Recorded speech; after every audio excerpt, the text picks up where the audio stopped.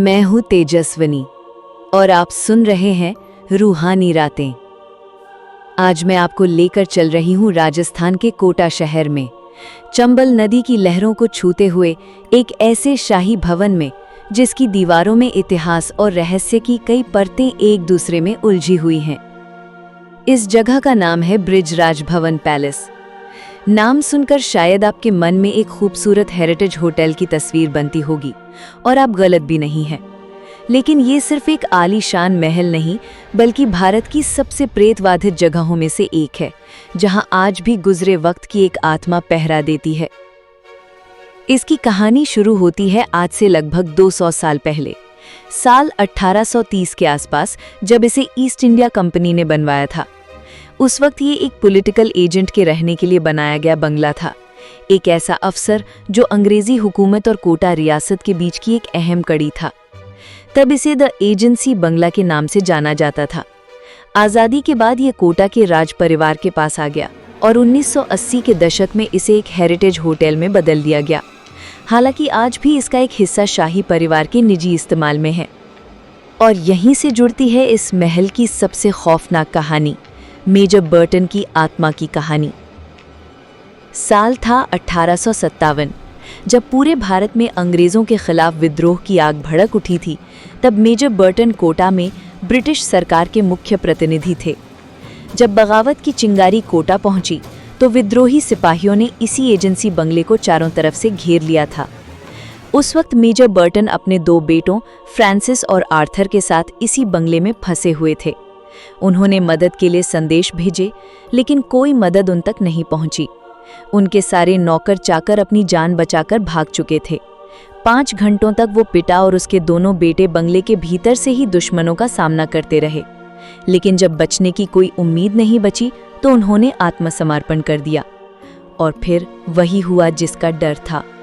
गुस्साए सिपाहियों ने मेजर बर्टन और उनके दोनों बेटों को बंगले के सेंट्रल हॉल में बेरहमी से मार डाला। कहा जाता है कि उनका सर कलम कर पूरे कोटा शहर में घुमाया गया था, विद्रोह की जीत के ऐलान की तरह। ये दिसंबर 1857 की एक सर्द रात थी। कुछ महीनों बाद जब अंग्रेज़ों ने कोटा पर दोबारा कब्जा किया, तो उनके शवों के बचे खुचे हिस्सों को पूरे सैनिक सम्मान के साथ दफनाया गया।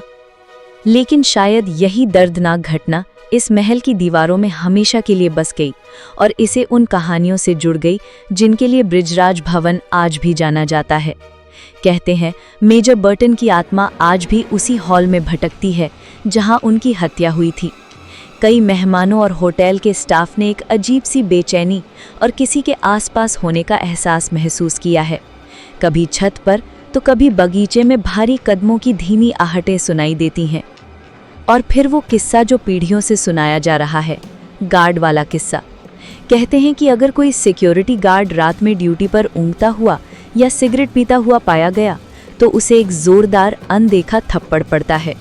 कई गार्ड्स ने ये दावा किया है कि उन्हें एक अनुशासित अंग्रेजी आवाज़ में हुक्म सुनाई देता है, डोंट स्लीप, नो स्मोकिंग, यानी सो मत, सिगरेट मत पियो।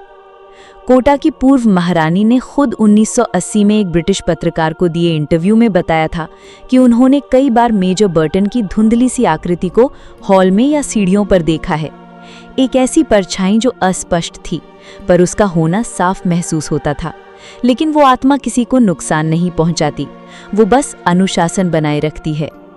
मेजर बर्टन एक फौजी थे, अनुशासन उनके खून में था, और ऐसा लगता है जैसे मौत के बाद भी वो अपनी ड्यूटी निभा रहे हों। अब मैं आपको एक ऐसी कहानी सुनाती हूँ जो सिर्फ सुनी सुनाई नहीं, बल्कि एक चश्मदीद का अनुभव है, रवि की कहानी। ये करीब 16-17 साल पहले की बात है। रवि नाम का एक नौजवान ने बृजराज भवन में वॉचमैन की नौकरी ज्वाइन की थी। उससे पहले जो गार्ड था वो किसी अनजाने डर की वजह से नौकरी छोड़कर भाग गया था। होटल मैनेजमेंट को छुट्टियों के मौसम में फौरन एक नए गार्ड की ज़रूरत थी, तो उन्होंने रवि को दुगनी तनख्वाह का ऑफर दिया। रवि को पैसों की सख्त ज़रूरत थी, उसने तुरंत हाँ कर दी। क्रिसमस और नए साल का वक्त था, होटल मेहमानों से भरा हुआ था और स्टाफ की भी कमी थी। रवि पर काम का दबाव बहुत ज़्यादा था, उसे दिन और रात दोनों की ड्यूटी करनी पड़ रही थी। शुरुआत के कुछ दिन तो ठीक ठाक गुजरे, लेकिन फिर अजीब चीज़ें होने लगीं। एक रात रवि लॉबी में अकेला बैठा था। चारों तरफ गहरी खामोशी थी। तभी अचानक उसे भारी बूटों की तेज कदमों की आवाज सुनाई दी, जैसे कोई हॉल में चल रहा हो। और उसी पल ऊपर की मंजिल से किसी के चीखने की दिल दहला देने वाली आवाज आई। रवि भागकर ऊपर गया। वहां एक महिला गेस्ट अपने कमरे के दरवाजे पर खड़ी कांप रही थी। उसका चेहरा डर से सफेद पड़ गया था। उसने बताया कि वो सो रही थी, तभी उसे कमरे में किसी के चलने की धीमी आहट सुनाई दी। उसने आंखें खोली तो देखा कि कमरे के एक कोने में एक धुंधली सी इंसानी परछाई खड़ी है। जैसे ही वो चीखी और उसने लाइट जलाई, वो परछाई हवा में गायब हो गई। रवि ने पूरा कमरा, बालकनी सब कुछ चेक किया, लेकिन वहां कोई नहीं था। उसने महिला को समझाया कि शायद उन्होंने कोई बुरा सपना देखा होगा, लेकिन सबसे हैरान करने वाली बात ये थी कि उस महिला ने भी उन्हीं भारी बूटों की आवाज का जिक्र किया जो रवि ने कुछ देर पहले नीचे लॉबी में सुनी थी। कुछ दिन बाद एक रात रवि बहुत थका हुआ था। काम का बोझ और नींद की कमी से उसकी आंखें बंद हो रही थीं। वो लॉबी में एक कोने में रखे सोफे पर बस कुछ पल के लिए बैठ गया। तभी खटाक, किसी ने उसके गाल पर जोर का थप्पड़ मारा। वो हड़बड़ाकर उठ बैठा और चारों तरफ देखा, वहां कोई नहीं था। उसने सोचा शायद स्टाफ में से ही किसी ने मजाक किया है। वो वापस सोफे पर बैठा और जैसे ही उसकी आंखें फिर से बंद हुई, खटाक, एक और थप्पड़, इस बार पहले से भी ज्यादा जोरदार। और इस बार जब उसने आंखें खोली तो उसके सामने एक लंबा सा आदमी खड़ा था, पुराने जमाने की कोई फौजी वर्दी पहने हुए, जो थोड़ी मैली और पुरानी लग रही थी। उसके जिस्म से एक अजीब सी भीनी सी गंध आ रही थी, जैसे पुरानी किताबों और सीलन की मिलीजुली महक हो। रवि ने गुस्से में खड़े होकर बोला, कौन हो तुम और मुझे थप्पड़ क्यों मार रहे हो?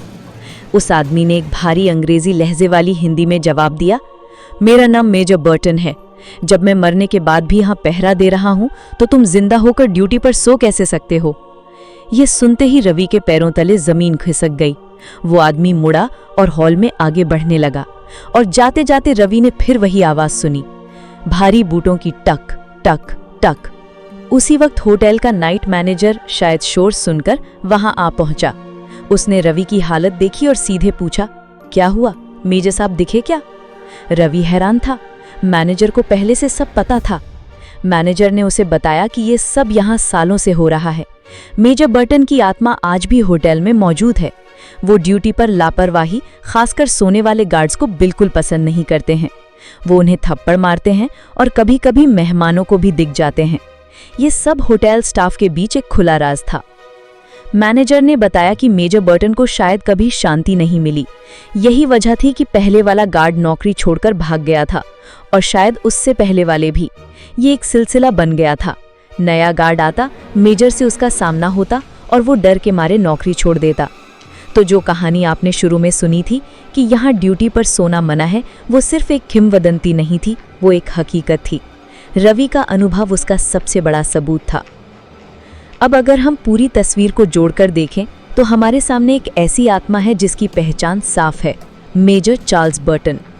उसका एक मकसद भी है, अनुशासन और अपनी ड्यूटी को निभाना, और उसके होने के सबूत भी हैं, कदमों की आवाज़, अनदेखे थप्पड़ और वो कड़े आदेश। ये सिर्फ एक डरावनी कहानी नहीं, ये उस जगह के इतिहास का एक जिंदा हिस्सा है। मेजर बर्टन एक ऐसा ब्रिटिश अफसर जो अपनी मौत के 160 साल से भी ज्यादा गुजर जाने के बाद भी आज भी पहरे पर है। क्या वो आज भी रात के सन्नाटे में उन गलियारों में गश्त लगाते हैं, ये देखने के लिए कि कहीं कोई गार्ड अपनी ड्यूटी से जी तो नहीं चुरा रहा? कौन जाने, हो सकता है कल रात भी उन्होंने किसी को थप्पड़ मारा हो। कभी कभी लगता है कि इतिहास की गूंजें कभी पूरी तरह मिटती नहीं, वो बस सही वक्त का इंतजार करती हैं खुद को दोहराने के लिए।